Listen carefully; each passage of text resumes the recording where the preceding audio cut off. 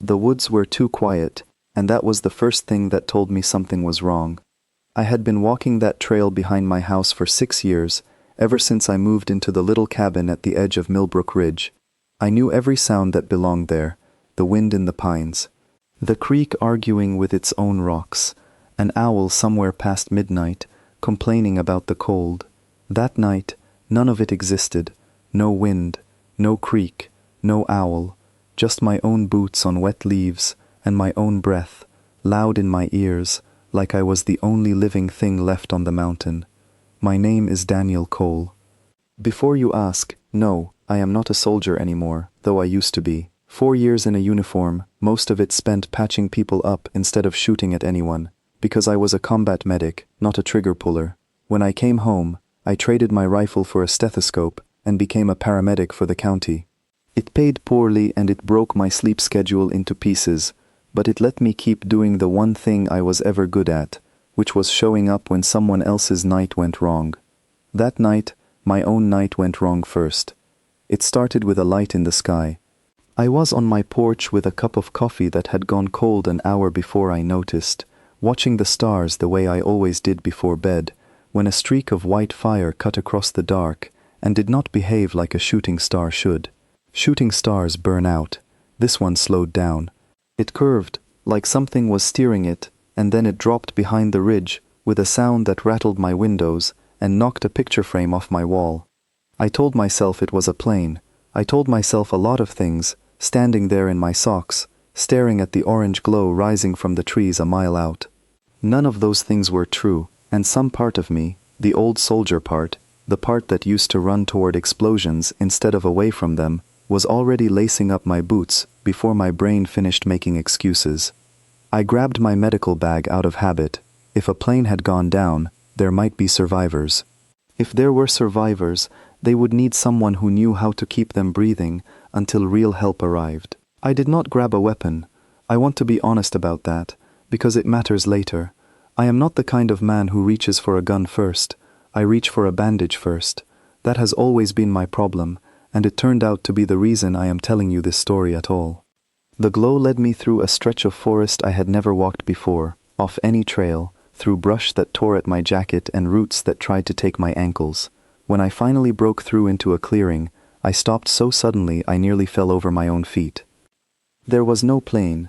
There was a shape half buried in torn earth, smooth and dark, curved like a seed pod the size of a delivery van, with lines of pale light running along its surface in patterns that made no sense to my eyes, patterns that shifted slowly like they were breathing. Steam or smoke rose from a long gash in its side. The trees around it were flattened outward in a perfect circle, like something had exhaled and pushed the whole forest back to give itself room to land. I should have run. I want you to understand that clearly, because I have replayed that decision 1,000 times since, and every single time, some tired, sensible part of my brain tells me I should have turned around, walked back down that hill, called it in to someone with better equipment and a bigger paycheck, and let the professionals handle whatever this was. Instead, I heard something crying. It was not a human sound, not exactly, but it was close enough in shape and rhythm, that every year of my training screamed at me that something alive was in pain and needed help. I followed it around the far side of the pod, my heart slamming against my ribs so hard I could feel it in my teeth, and I found her. She was pressed into the shadow of a fallen log, knees pulled to her chest, one arm wrapped tightly around her ribs like she was trying to hold herself together. Even in the dark I could see she was not human. Her skin had a faint silver undertone, like moonlight caught under the surface instead of on top of it. Her ears rose to a soft point. Her eyes, when she lifted them to me, were too large for a human face, and colored a deep violet that had no business existing in nature, at least not the nature I grew up with. She flinched hard when she saw me, scrambling back against the log, and made a sound that needed no translation. It was fear. Pure, animal fear, the kind that does not care what species is making it. I raised both hands slowly, the way you do with a frightened animal, or a frightened patient, or anyone whose trust you have not earned yet and desperately need. "I'm not going to hurt you," I said, keeping my voice low and even. "I'm a medic. I help people. Look, see, no weapon. She could not have understood my words. I know that now. But something in my tone, or my open hands, or the fact that I lowered myself slowly to one knee instead of looming over her, reached through whatever language gap sat between us. Her shoulders dropped a fraction of an inch. Her breathing, which had been coming in short, panicked bursts, slowed just slightly. That was when I saw the wound. There was a mark across her side, just below her ribs, dark and wet in a way that looked wrong, even against her strange silver skin. Blood, I realized, though it was darker than mine, almost the color of wine in low light. She was hurt, and hurt badly enough that even without knowing her anatomy, I could tell she did not have much time before shock set in, if creatures like her even experienced shock the way we did. I opened my bag without breaking eye contact with her, moving with the deliberate slowness of a man diffusing something far more delicate than a bomb. I pulled out gauze, the good kind, compressed and sterile, and held it up so she could see it before I moved any closer.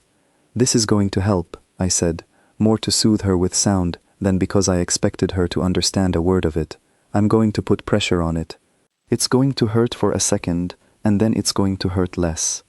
She watched my hands the entire time I worked, her strange violet eyes tracking every movement like she was memorizing me, cataloging me, deciding in real time whether I was a threat or a rescue. When I finally pressed the gauze against her wound and she hissed through her teeth, I kept my voice steady and low, the same tone I used on scared kids in the back of an ambulance, the same tone I used on grown men who had just watched something terrible happen to someone they loved. "You're okay," I told her, packing the wound the way I had been trained to 1,000 times before, my hands remembering the motions, even while my mind was still trying to process that I was pressing a bandage against a wound on an alien's body in the middle of the woods behind my own house. "You're okay, I've got you." She said something back to me. I do not know what it meant, not then. The word came out broken, half swallowed by pain, but there was something in the shape of it, something desperate and grateful all at once, that I understood perfectly well without any translation at all. It was the sound people make when help finally arrives after they had already given up hoping for it. I worked fast after that, the way you learn to when every second matters. I checked her pulse, or the closest thing to a pulse I could find, a fluttering rhythm just under her collarbone that beat faster than any human heart I had ever felt. I checked her pupils, which dilated strangely, almost sideways, when I passed my phone's flashlight briefly across her face to check for signs of concussion. I talked the entire time, narrating what I was doing the way I always did, because patients calm down when they know what is happening to them, even if they cannot understand the language it is happening in. It was during that quiet, focused stretch of work, kneeling in the dirt with an injured stranger from another world, bleeding under my hands, that I heard the first sound that did not belong to either of us. It was a footstep, deliberate and heavy, landing on a fallen branch somewhere behind me in the dark. I froze. She froze too, her whole body going rigid under my hands, her violet eyes snapping toward the tree line behind me, with an expression I recognized instantly because I had worn it myself more than once. It was not surprise, it was recognition. She knew that sound, she had been running from that sound before I ever found her, and whatever had chased her here had finally caught up. I turned my head slowly, my hand still pressed to her wound, and saw shapes moving between the trees. 3 of them, maybe 4, tall and broad-shouldered, wearing something dark and close-fitting that swallowed the little light the moon gave us. They moved with a coordinated stillness that told me instantly these were not lost hikers, and they were not rescue workers, and they were absolutely not here by accident.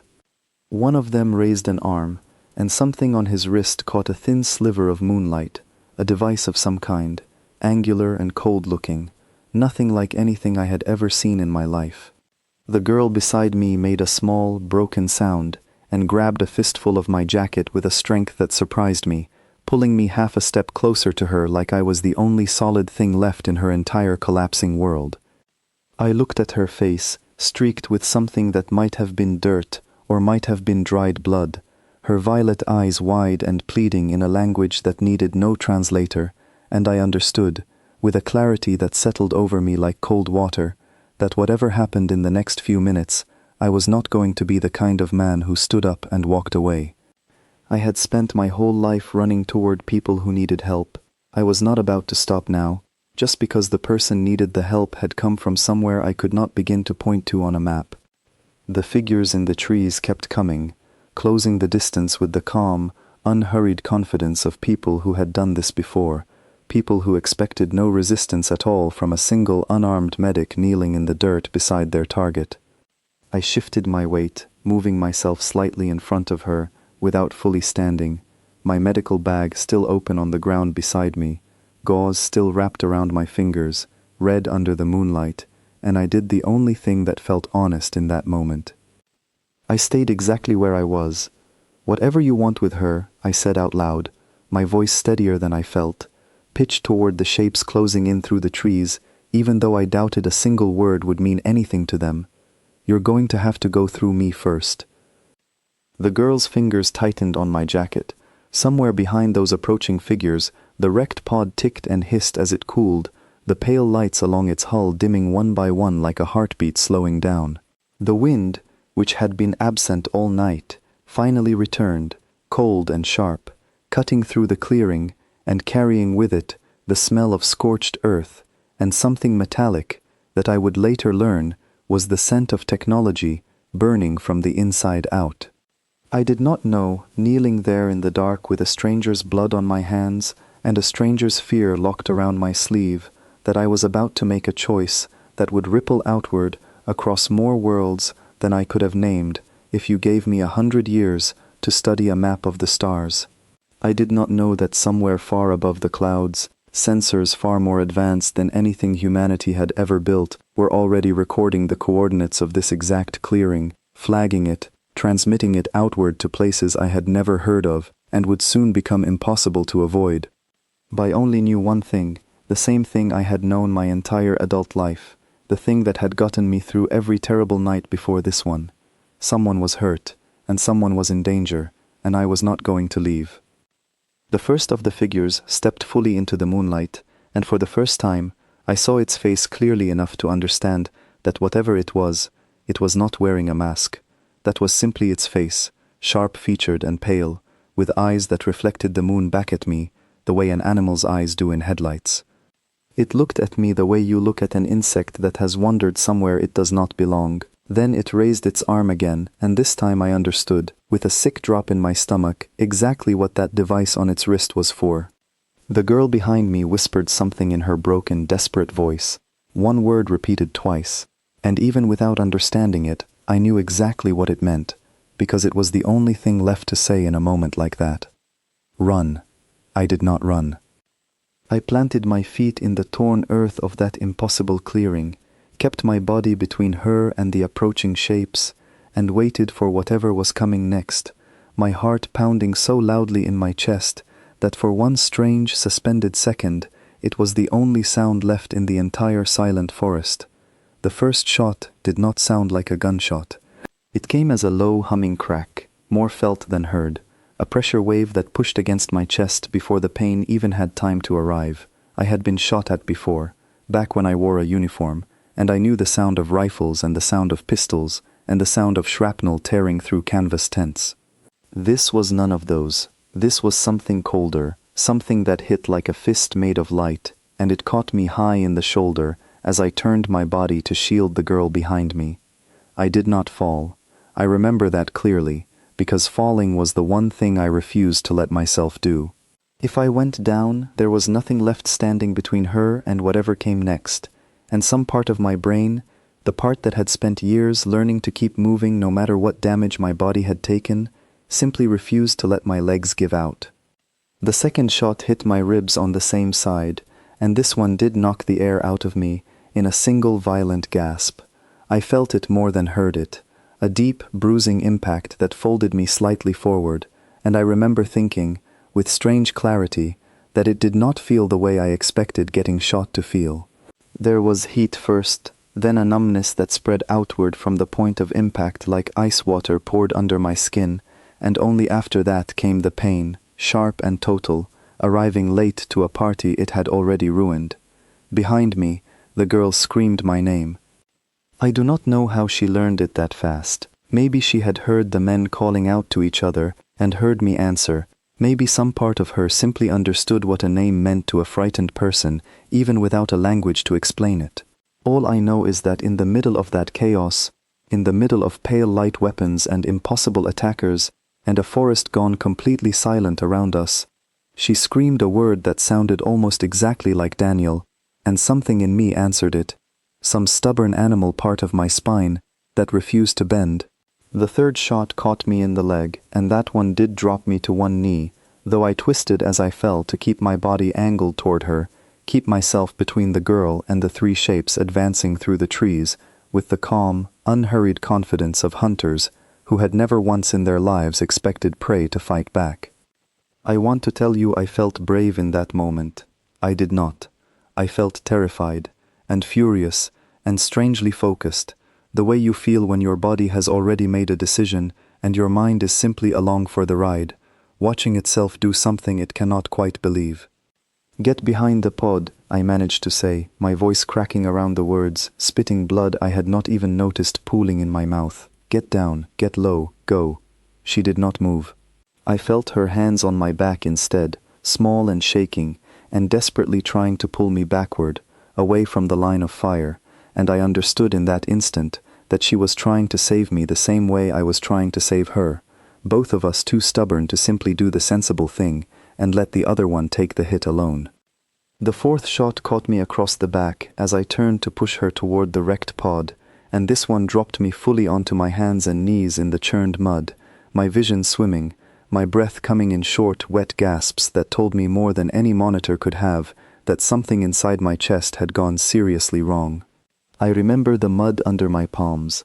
I remember it was cold, and it smelled like rain that had not yet fallen, and some small, absurd corner of my mind noted that detail and held on to it the way you hold on to anything solid when the rest of the world is coming apart. The three attackers closed the distance while I knelt there, bleeding into the dirt of a clearing that should not exist, on a planet that these strangers clearly considered unimportant enough to fight their battles on without a second thought for whoever might be standing in the crossfire. I looked up at them through the haze of pain and blood loss, and I saw, with a strange and sudden clarity, that they were not looking at me at all. They were looking past me, at her. That clarity did something to me that I still cannot fully explain, even now. It was not adrenaline exactly, though there was plenty of that left in my system. It was something closer to certainty, the same certainty I used to feel walking into burning buildings or kneeling beside patients that everyone else had already given up on. It was the simple, unshakable knowledge that I was not done yet, that my body still had one more thing left to give, and I was going to give it whether or not it made a single ounce of sense. I forced myself back to my feet. I do not know how. I have asked myself that question more times than I can count since that night, and I have never come up with an answer that satisfies me beyond the obvious one, which is that some part of the human body simply refuses to accept the word finished until it has run out of every other option first. I got my feet under me, planted them in the mud, and stood back up between the girl and the three shapes now close enough that I could see their faces clearly, pale and sharp and utterly without pity. The fifth shot took me in the stomach, and that one folded me nearly in half, a sound tearing out of my throat that I do not have a polite word for, something raw and animal that had nothing left of the calm professional voice I had used earlier to soothe her fear. I stayed standing anyway, one hand braced against the cold curved metal of the wrecked pod, the other still reaching backward, blindly, to keep her body shielded behind mine. She was crying now. I could hear it, a broken, desperate sound that cut through the ringing in my ears more sharply than any of the shots had, and she kept saying that same word over and over. My name, twisted through an accent I had never heard before, and each time she said it, something in my chest that had nothing to do with the bullets tightened painfully because I understood, even through the haze of shock and blood loss, that she was begging me to stop, to let her take her chances alone, to save myself while there was still enough of me left to save. I was not going to do that. I want to be honest about that, because it matters, because it was not bravery exactly, and it was not any kind of grand decision made with a clear head. It was simply the truth of who I had always been, long before that night, long before any of this. I had spent my whole life running toward the people who needed help the most, and I was not about to become someone else in the last few minutes of my life, not for anyone, not even to save myself. The sixth shot caught me across the shoulder blade as I turned my body one final time, and I felt my legs finally begin to give out beneath me, my vision narrowing at the edges into a tunnel of grey static, the cold mud rushing up to meet my knees. I remember thinking, with a strange and distant sort of calm, that I still had not learned her name. It seemed important in that moment, more important than it had any right to be, that I was about to die for a stranger, and I did not even know what to call her. I remember trying to ask, my mouth forming shapes around words that no longer had the breath behind them to carry sound, and I remember her face above mine, tear-streaked and desperate, her violet eyes the last clear thing I could focus on, as the world around us dissolved into grey. The seventh shot found me somewhere in that grey, somewhere past the point where pain still meant anything specific, a final dull impact that barely registered against everything that had come before it. I felt my body finally lose the argument it had been having with gravity for the last several minutes, felt myself falling backward into the cold mud, with a slowness that did not match how fast everything else had happened, and the last thing I was aware of was her hands catching me, small and desperate, and far stronger than they had any right to be, lowering me down instead of letting me simply drop. Her voice reached me from somewhere very far away, saying something I could not understand in words, but understood perfectly in meaning, the universal sound of someone begging another person not to leave them. I wanted to tell her it was okay. I wanted to tell her that I did not regret a single second of it, that given the exact same choice over again, in the exact same clearing, on the exact same impossible night, I would have made precisely the same decision every single time. I wanted to tell her that 7 bullets was a small price to pay for making sure someone terrified and alone did not have to face the dark completely by herself. I did not get the chance to say any of it. The grey closed in fully then, swallowing the sound of her voice, swallowing the cold of the mud beneath me, swallowing the last flickering awareness that I even had a body left to feel pain in at all. My final thought, as strange and small as it seems now, was simple annoyance, the kind you feel when a story gets interrupted right before the ending. I had never learned her name. Everything after that was silence, deep and total, the kind of silence that has no bottom to it, no edges, nothing at all to hold on to. I did not know, as that darkness folded over me completely, that somewhere far above the torn and silent clearing, something vast had already begun to change course in response to the events unfolding on the ground below. I did not know that the device on the wrist of the man who fired that final shot had, in its last active moment before something struck it from the sky, transmitted a signal outward that would eventually be received by ears far more attentive than mine had ever been. I did not know that the choice I made kneeling in that mud, the simple, stubborn, unglamorous choice to stay instead of run, was about to be recorded, studied, and remembered by people and powers whose existence I could not have imagined even a single day earlier.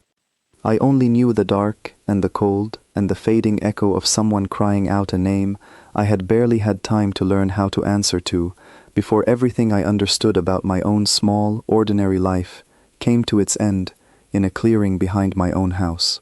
Light came back before sound did.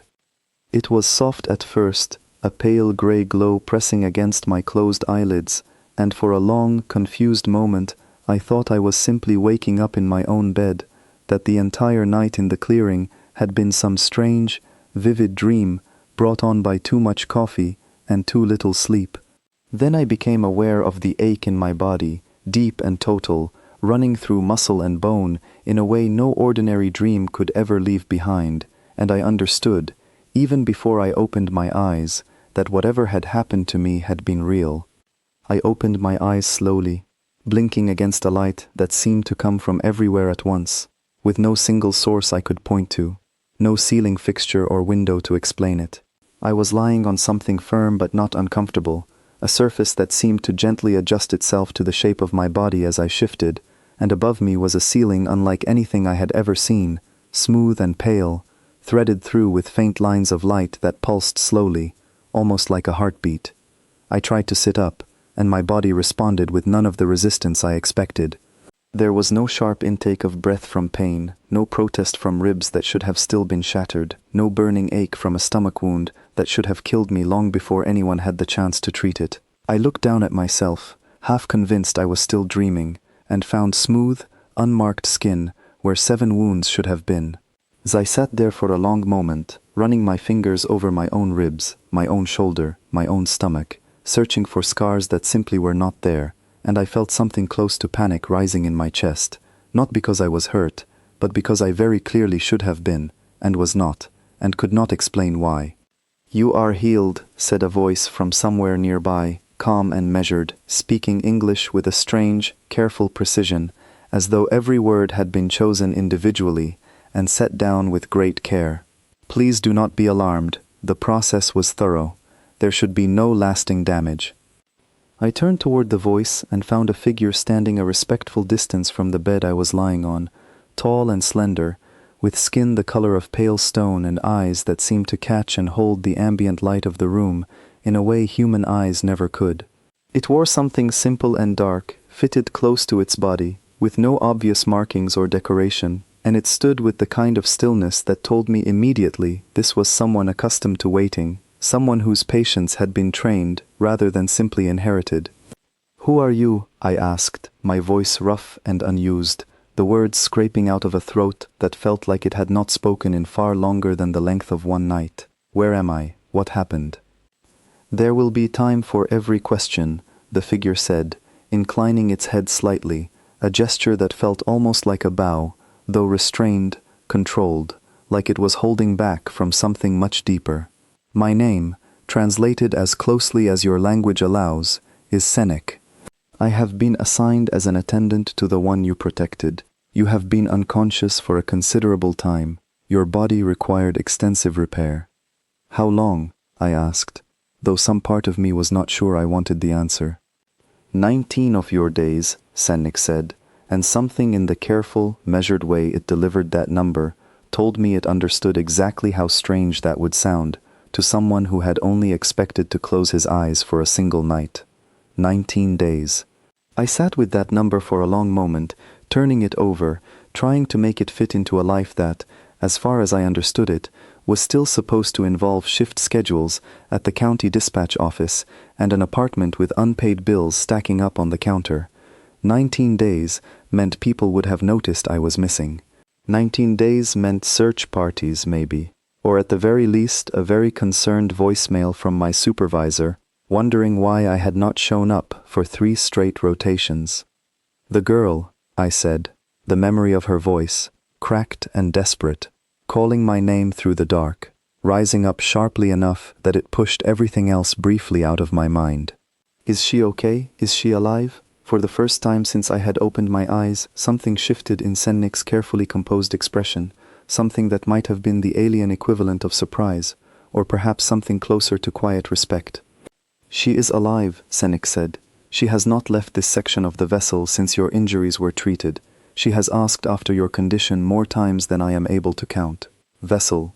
The word landed strangely, and I felt a slow, cold understanding beginning to spread through my chest even before I forced myself to stand, my legs unsteady beneath me but holding, and crossed the room toward the only window I could see, a long curved pane set into the far wall, glowing faintly with reflected light from outside.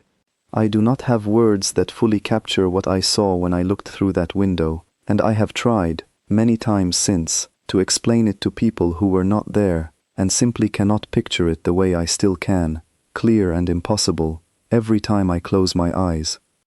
Below me stretched an unfamiliar landscape, some kind of open plaza built from pale stone, vast enough that the figures moving across it looked small even from what must have been a significant height, and they were kneeling. Row after row of them, dozens, maybe hundreds, arranged in careful formations that stretched out toward the edges of my vision, every single one of them bowed low toward the building I stood inside, utterly silent, utterly still. Above the plaza, filling the sky in slow, deliberate orbits, were shapes too large and too geometric to be anything natural. Warships, I understood instantly, though nothing about them resembled the ships I had grown up picturing in movies and books. These were massive, dark, elegant things, moving with a patience that felt somehow more threatening than any aggressive maneuver could have been, as though their pilots knew they had already won whatever conflict might come and simply had no need to hurry. "What is this?" I asked, my voice barely above a whisper, my hand pressed flat against the cool surface of the window, as though touching something solid might help me believe what I was seeing. "What is all of this?" Senny came to stand beside me, close enough that I could feel the faint hum of whatever kept it warm, or cold, or whatever temperature its body preferred, and when it spoke, its voice had lost some of its careful, formal precision, replaced instead by something quieter, something almost gentle. "They are here for her," Sennick said. "And, in a manner none of us anticipated, they are here for you as well." I did not understand, not then, not fully, and I said so, turning to face the alien attendant with a mixture of confusion and something close to fear rising in my chest, the same wary, cornered feeling I used to get walking into a scene that had already gone wrong before I ever arrived. "I'm nobody," I said. "I'm a paramedic from a small town most people back home can't find on a map. I found her hurt in the woods behind my house. I helped her because that's what I do. That's the whole story. There's nothing else to it." Sennick studied me for a long moment, its strange, light-catching eyes moving slowly over my face, as though searching for something it expected to find, and was surprised not to see, some flicker of ambition, or calculation, that it had apparently been trained to look for, and had not yet located. "That is precisely why they kneel," Sennick said finally. Before I could ask what that meant, a door I had not noticed slid open on the far side of the room, with a soft hiss, and I turned toward the sound just in time to see her step through it. For a moment, I almost did not recognize her. The frightened, wounded creature I had found curled against a fallen log in the dark, blood soaking through her side, terror written across every line of her face, was gone. In her place stood someone composed, upright, dressed in something pale and flowing that caught the light the same way the ceiling above me did, her silver-toned skin smooth and unmarked, her violet eyes finding mine across the room with an intensity that stole the breath right out of my healed lungs. She did not run to me the way I might have expected, given how she had clung to my jacket in the woods, how she had screamed my name into the dark as I fell. Instead, she stopped a few steps inside the room, her hands clasped in front of her, and for a long, charged moment, neither of us said anything at all. "Daniel," she said finally, and hearing her say my name correctly for the first time, clearly, deliberately, in a voice that had clearly practiced it, did something to my chest that none of the 7 bullets had managed to do. "You remembered," I said, my voice cracking slightly, and I did not entirely mean the name. "I would not forget," she said simply, and there was a weight behind those 4 words that felt far heavier than the sentence itself should have carried, a weight I did not yet understand, but could feel pressing against the room like gravity. I looked past her, back through the window, at the endless rows of kneeling figures stretching out beneath ships large enough to blot out whatever sun this world orbited, and I felt the first real, cold understanding settle into my chest, that whatever I had done in that clearing, whatever simple, stubborn choice I had made without a second thought, had reached far beyond the 2 of us, out into a galaxy I had not known existed 20 days earlier, and had changed something in it that could not now be changed back. "Somebody needs to explain to me what is going on," I said quietly, to both of them, to the room, to the vast silent crowd bowed beneath the window, because right now, none of this makes any sense to me at all. The girl took a slow step closer, close enough that I could see her violet eyes shining, close enough that I could hear the faint unsteadiness in her breath, and when she finally spoke again, her voice was soft, almost reverent, carrying none of the fear I remembered from the woods, and all of something new instead, something that sounded, impossibly, like awe. "You will understand soon," she said, "but first, I must tell you my name. You never had the chance to ask it properly. and I have thought of little else since. Behind her, through the window, one of the massive ships in orbit began a slow, deliberate turn, angling itself toward the building we stood inside, and somewhere far below, the endless rows of kneeling figures shifted in perfect unison, a silent, living tide bending lower still, and I understood, with a certainty that settled cold and absolute into my bones, that whatever her name turned out to be, my ordinary life was already gone, and it was never coming back. "My name is Illyra," she said, and the sound of it settled into the room like something being placed down carefully after being carried a long way. "Illyra Vantheon, last living bearer of the Vantheon bloodline of Ashvale, the third recorded cradle world of the outer spiral." I did not understand any of it, not the titles, not the strange formal weight she gave to each word, and I told her so plainly, because pretending to understand something this important felt more dangerous than admitting I did not. She seemed almost relieved by my honesty, and gestured toward a low seating arrangement near the window, its surface shifting slightly to accommodate my weight as I sat, still unsteady, still catching up to a body that had somehow been repaired while I slept for 19 days I could not remember.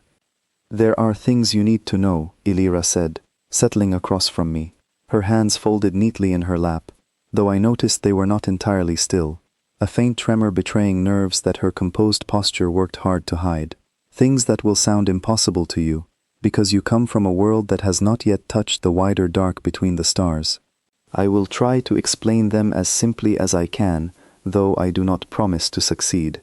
Sennik remained standing near the window, silent, watchful, close enough to intervene if needed, but far enough to give the moment its privacy, and I found myself grateful for that small consideration, even amid everything else crowding my thoughts. "There are worlds," Illyra began, "scattered across the greater dark, that the older civilizations call cradle worlds, places where certain rare conditions allowed life to develop in ways considered foundational, ancient, sacred beyond simple politics. My world, Ashvale, is one of only a handful still recognized as such. Bloodlines descended directly from the founding families of these worlds are treated differently than ordinary citizens, ordinary leaders, even ordinary royalty. We are considered, in a sense your language does not have an exact word for, untouchable. Symbols too important to the balance of the wider civilization, to be harmed, contested, or claimed by force. But someone tried to kill you anyway, I said quietly, remembering the pale, sharp-faced hunters closing in through the trees, the cold certainty in their movements as they raised their weapons. Yes, Illyra said, and something flickered behind her violet eyes, something that looked very much like old, deep grief, because being untouchable in principle has never stopped ambitious factions from trying to remove an obstacle before anyone is left to enforce the principle at all. My family was targeted nearly a full cycle ago, on Ashvale itself. I was the only one who escaped, smuggled off-world in an emergency pod meant for far shorter journeys than the one it ended up making. It malfunctioned. It carried me farther than intended, farther than anyone tracking me expected, and it crashed on the one world in the entire mapped dark that no faction had ever bothered to consider worth watching. Earth, I said. Earth, she agreed. The hunters who followed me were not soldiers of any recognized government. They were operatives of a faction that stood to gain enormously from my bloodline disappearing entirely before it could be formally recognized and protected by the wider Council of Worlds. If I had died in that clearing, with no witnesses beyond the trees themselves, no one would have ever known what happened to the last Vantheon heir. My death would have simply become one more unsolved mystery on an unimportant, unlisted world. I sat with that for a long moment, turning it over, feeling the shape of it settle uncomfortably against everything I thought I understood about that night. I had assumed, in whatever confused, half-formed way a dying man assumes anything, that I had simply stumbled into someone else's tragedy and tried to do the decent thing. I had not understood that I had stumbled into the exact center of it, the fulcrum point on which an entire hidden conflict had been quietly balancing. But I didn't die, I said. And you didn't die either, so what happens now? Illyra's hands tightened slightly in her lap, and when she answered, her voice had grown quieter, more careful, as though she were choosing each word with the same precision Senek had used earlier, but with far more at stake behind it.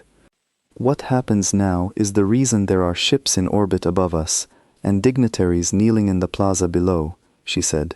Daniel, in every recorded history my people keep, going back further than your entire species has existed, there has never been an account of someone protecting a cradle heir, with nothing to gain from it. Every guardian, every protector, every soldier who has ever shielded one of my ancestors, did so as part of an alliance, a contract, a political arrangement, carefully negotiated in advance. Protection has always been a transaction, something given in exchange for something promised. I didn't know what you were, I said. I still barely understand it now.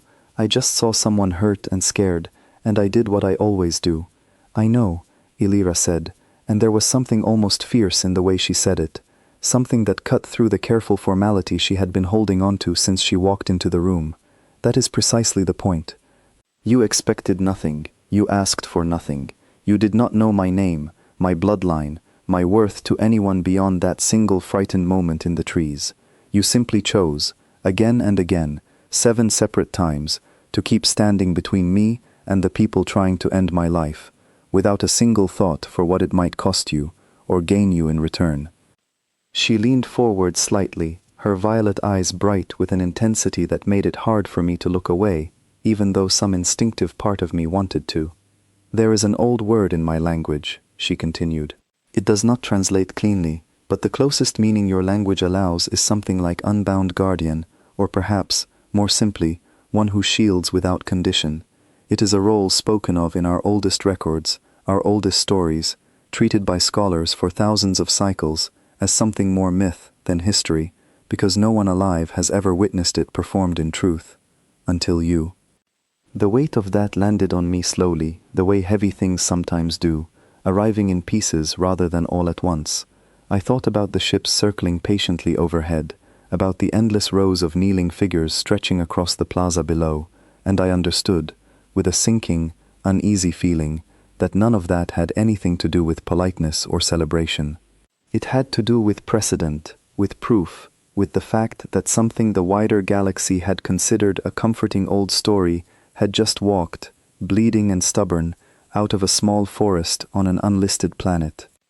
I don't want any of that, I said, gesturing vaguely toward the window, toward the ships, toward the entire impossible weight of what she was describing. I didn't do it to become a legend. I did it because you were scared and hurt, and I couldn't just walk away. I know that too, Illyra said softly. And that, Daniel, is exactly why it terrifies so many of them, and exactly why it has drawn so many others here to see you with their own eyes. A person who could claim enormous power and refuses it is far more dangerous and far more trusted than a person who reaches eagerly for every scrap of influence offered to them. I sat back, running a hand over my face, feeling 19 days of unconsciousness and a lifetime of ordinary, uncomplicated choices collapsing under the sudden, impossible weight of everything she had just told me. So what happens to me now? I asked quietly. Do I go home? Do I get to go back to my life? My job? My apartment with the leaking faucet I never got around to fixing. Something shifted in Illyra's expression. A flicker of sadness quickly smoothed over, and Senek, still standing silently near the window, shifted its weight in a way that told me even before either of them answered that the honest response was not going to be the one I was hoping for. There are people outside this room, Illyra said carefully, representing factions who would very much like to speak with you, some out of genuine gratitude, some out of fear of what your existence means for their own ambitions, and some, I must tell you honestly, who see an unclaimed, unbound protector recognized by an entire watching galaxy as an opportunity too valuable to leave unclaimed for long. Meaning what, exactly? I asked, though some tired, weary part of me had already guessed the shape of the answer before she said it. Meaning, Illyra said quietly, that whether you wanted it or not, Daniel Cole, you are no longer simply a man from a small, unlisted world. You have become something the entire mapped dark is now watching, weighing, and in some cases, already afraid of. Outside the window, The massive ship that had begun its slow turn earlier completed its rotation, coming to a full and deliberate stop directly above the building we stood inside, its shadow falling across the kneeling crowd below, like the closing of some enormous, patient eye, and I understood. Sitting there in a body that had been rebuilt from 7 separate wounds by people I had never asked to save me, that the quiet, uncomplicated life I had left behind in that clearing was not something I was ever getting back. The first delegation arrived less than an hour after Illyra finished explaining what I had apparently become without ever meaning to. I had barely managed to eat something, a strange, dense food Sennik brought me that tasted faintly of citrus and something else I could not identify, before the doors at the far end of the room slid open to admit a tall, angular figure wrapped in layered robes the color of dark water, flanked by 2 silent attendants who kept their eyes lowered the entire time they were in the room. "I bring the recognition of the Thren Compact," the figure announced, its voice deep and formal, carrying the same careful precision I had noticed in Sennik's speech, though with far less warmth behind it. "We wish to extend an offer of protection and alliance to the one who shielded the Vanthion heir, along with formal recognition befitting one who has performed the Unbound Guardian's role." I looked at Illyra, who stood slightly behind me, her expression carefully neutral in a way that told me she was choosing her reactions with great deliberate care, and then I looked back at the robed figure and its silent attendants. "I appreciate that you came all this way," I said, keeping my voice level, the same tone I used to use with anxious families at the worst moments of their lives. "But I'm not interested in any kind of alliance. I did what I did because it needed doing. I don't want a title for it." The figure's posture shifted slightly, a stiffness entering its shoulders that even I, with 0 experience reading alien body language, could recognize as displeasure. "You misunderstand the nature of what is being offered," it said. "The Thren Compact does not extend such recognition lightly. Entire fleets have petitioned for lesser honors and been refused." "I'm not misunderstanding it," I said. "I'm declining it. Politely, I hope, but I am declining it." The figure left not long after that, its robes sweeping stiffly behind it, its attendants trailing in uncomfortable silence, and I watched it go with a strange, hollow feeling in my chest, wondering if I had just made an enormous mistake by turning away the first hand extended toward me. In this entirely unfamiliar world of politics and power, I had never asked to be part of. It was the first of many. Over the following days, a steady stream of delegations arrived, each one dressed differently, speaking with different cadences, representing factions and compacts and councils whose names blurred together faster than I could keep track of them. Some offered alliances. Some offered gifts, strange devices and materials I did not recognize, presented with elaborate ceremony that clearly meant something significant within whatever culture had sent them. A few, more troubling than the rest, offered something closer to warnings, carefully worded suggestions that a man in my position would be wise to choose his allegiances quickly before someone else chose for him. I declined every single offer, every alliance, every gift, every carefully wrapped attempt to fold me into someone else's political structure. It was not strategy on my part, not at first. I simply did not want any of it. The idea of accepting a title, a rank, a formal position within a system I did not understand and had never asked to join, felt wrong in a way I could not fully articulate, the same way it would have felt wrong to accept payment for pulling someone out of a burning car. It was Sennik, watching quietly from its usual place near the window during one particularly long and frustrating audience with a delegation from somewhere called the Vel Assembly, who finally explained why my refusals were having an effect I had not anticipated. "You do understand," Sennik said, once the Vel delegation had departed, visibly unsettled by my polite but firm refusal of their offer, that your continued refusal is doing more to secure your position than acceptance ever could have. "I don't follow," I admitted, rubbing at my temples, exhausted in a way that had nothing to do with physical injury, and everything to do with the sheer relentless strangeness of the last several days. "Every faction that has approached you," Sennik explained patiently, "expected one of 2 outcomes. Either you would refuse out of fear, overwhelmed by circumstances beyond your understanding, in which case they would simply wait for someone bolder to claim the role in your place.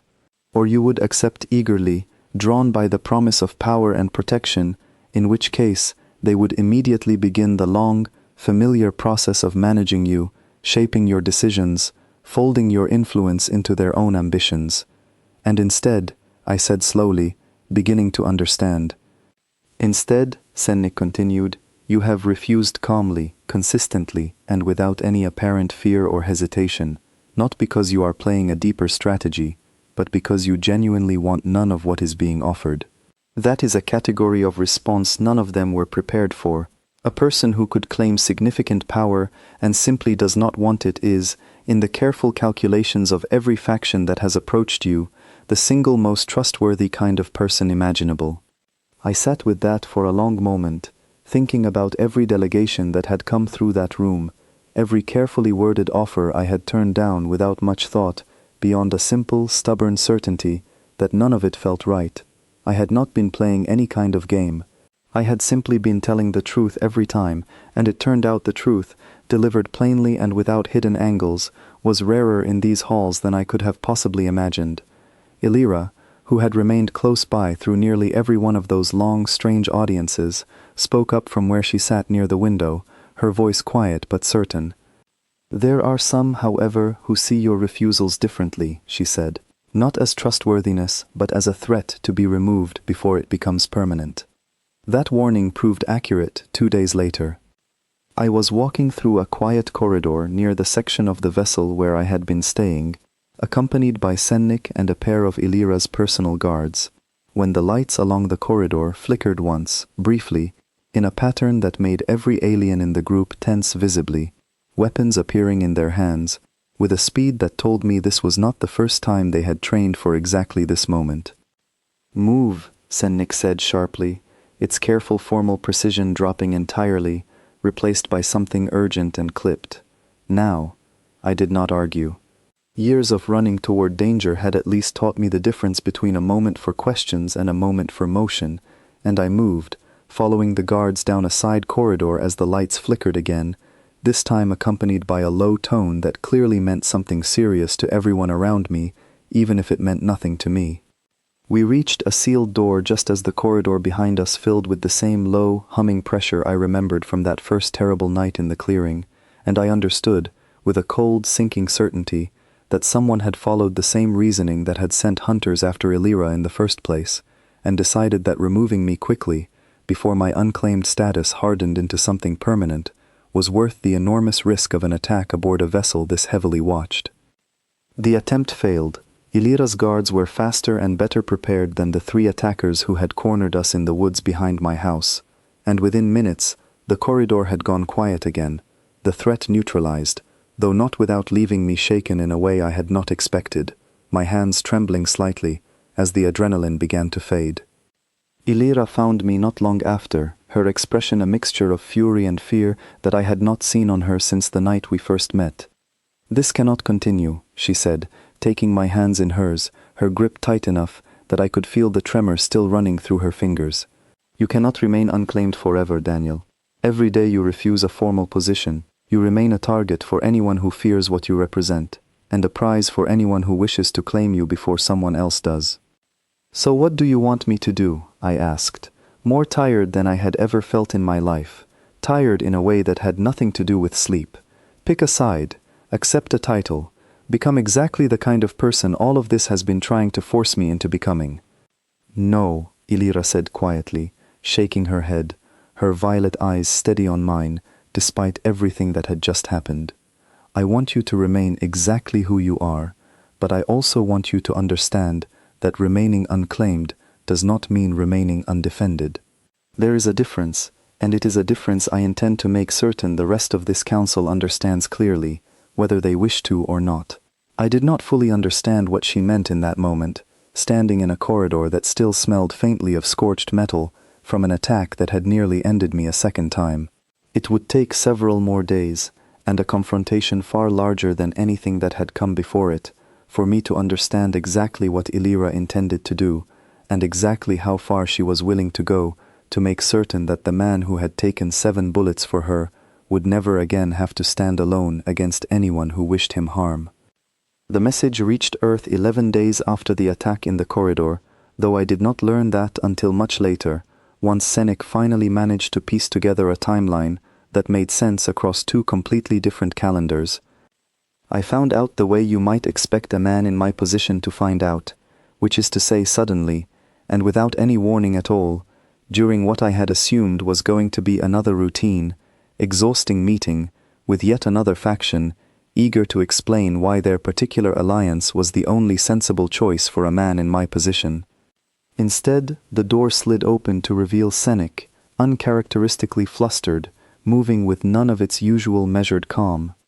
"Daniel," it said, and something in the way it used my name, instead of any formal title, told me immediately that whatever news it carried was significant. "There is something you need to see."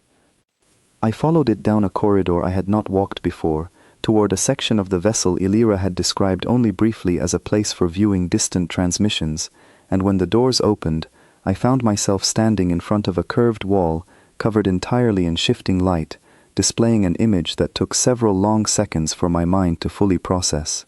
It was a newsroom, my newsroom, or close enough to it, a familiar-looking anchor sitting behind a familiar-looking desk, the kind of set I had watched 1,000 times growing up, except now, running along the bottom of the screen in bold, unmistakable letters, was a headline that made my knees go slightly unsteady beneath me. Local paramedic missing 3 weeks, believed connected to unexplained aerial phenomenon. "They know," I said quietly, staring at the screen, at a photo of my own face pulled from some old department newsletter, grainy and unflattering, and entirely, unmistakably mine. "They know something happened. How much do they know?" "Not everything," Senec said carefully, "but enough to begin asking questions no government on your world has ever had to answer before. The signal from the attack in the clearing, along with subsequent activity in your system, has not gone unnoticed by instruments your world already possesses. Your people have been tracking unusual readings for weeks. They simply lacked the context to understand what they were seeing." I thought about my mother, back in the small house where I grew up, watching a news report about her missing son, with no possible way of understanding that he had been shot 7 times protecting an alien princess and healed by technology beyond anything her imagination could reach.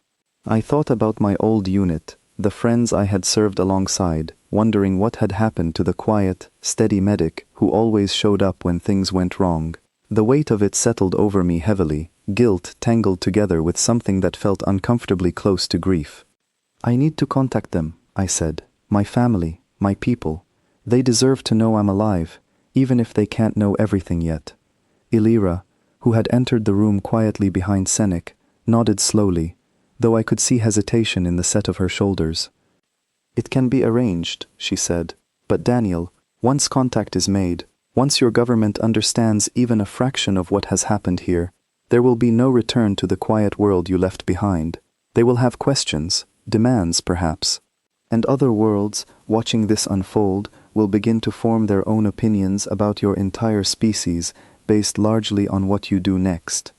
I'm not going to lie to my own people to protect some political balance I never asked to be part of," I said, more firmly than I intended, though I did not regret the tone.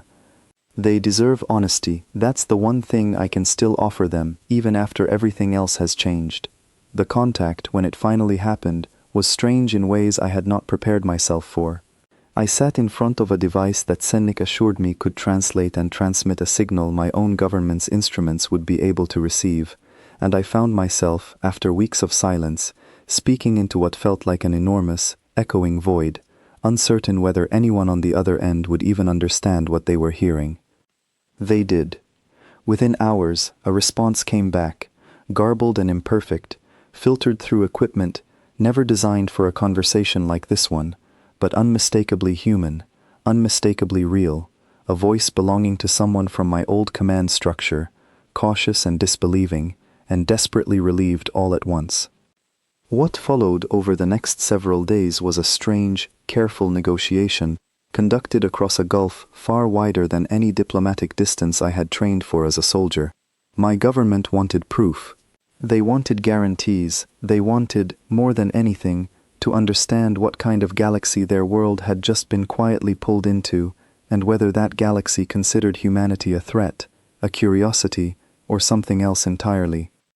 Illyra handled much of that negotiation herself, her calm, careful diplomacy doing more in a handful of conversations than I could have managed alone in a lifetime, and slowly, cautiously, an understanding began to take shape between two worlds that had never once considered the other might actually exist. It was during one of those long negotiation sessions that Senik brought me another piece of news, delivered with the same careful precision it used for everything, though this time there was something almost like wonder in its voice. "Other vessels from your world have begun arriving in this system," Senik said. I stared at it, certain I had misheard. "That's not possible. We don't have ships capable of reaching anywhere near this far, not yet, maybe not for decades."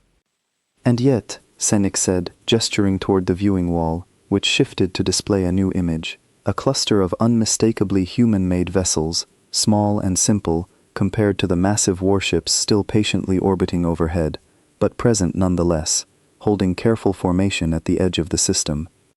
I learned, over the following hours, that word of what had happened in that clearing, and everything that followed it, had spread far faster and far wider than anyone on either side had anticipated.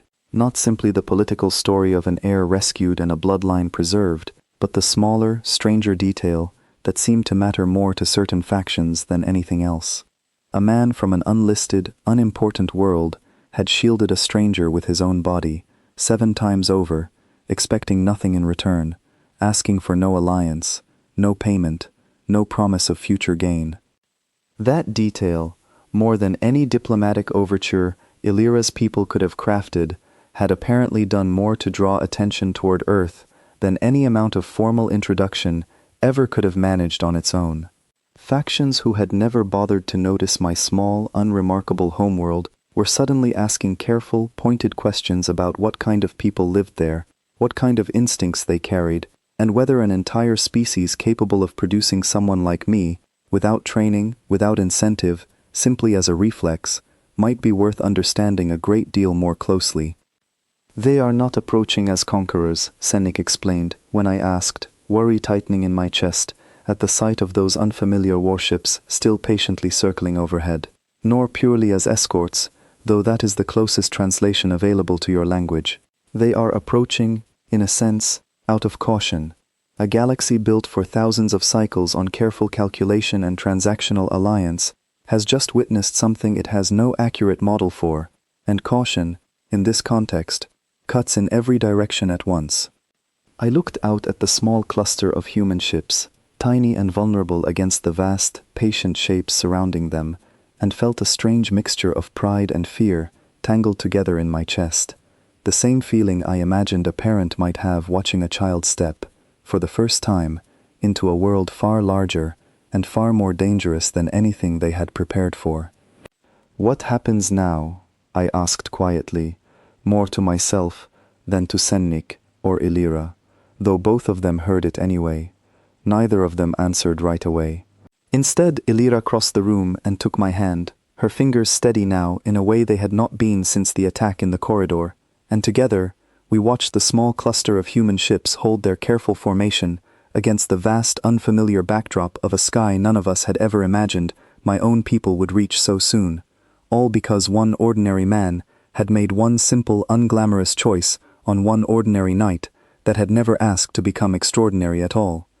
There is a room aboard that vessel I never learned the proper name for, small and quiet, tucked away from the endless procession of delegations and councils and careful negotiations that had filled nearly every hour of my days since I woke up healed and confused in a bed that adjusted itself to my body.